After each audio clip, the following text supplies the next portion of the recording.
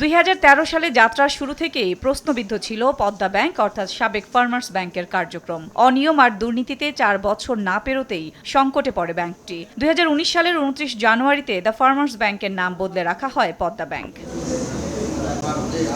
শুধু পদ্মা ব্যাংক নয়, চতুর্থ প্রজন্মের প্রায় প্রতিটি ব্যাংকই সংকটে। এসব ব্যাংকের খেলাপি ঋণের হার বেড়ে দাঁড়িয়েছে 52.2%।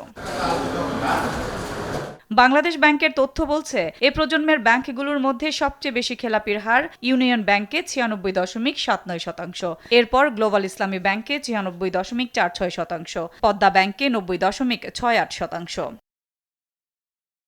চতুর্থ প্রজন্মের ব্যাংকগুলোর খেলাপি ঋণ বাড়ার পেছনে রাজনৈতিক বিবেচনায় ব্যাংকের লাইসেন্স দেয়া, দুর্বল কর্পোরেট সুশাসন, পরিচালনা পর্ষদের ঋণ বিতরণে অতিরিক্ত হস্তক্ষেপকেই দায়ী করছেন বিশেষজ্ঞরা। বিপুল পরিমাণে খেলাপি ঋণের মূল কারণটা হচ্ছে যে এই যে ব্যাংকগুলো সেগুলো রাজনৈতিক বিবেচনায় লাইসেন্স দেওয়া হয়েছে।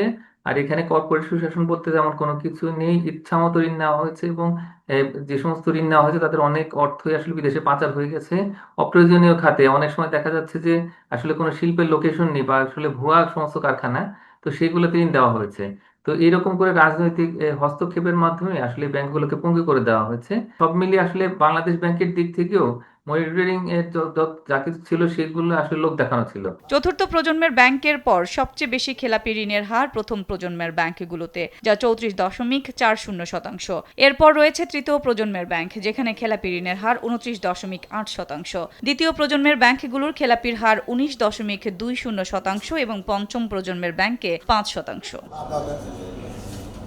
সাদিয়া লাবনী, দেশ টিভি, ঢাকা।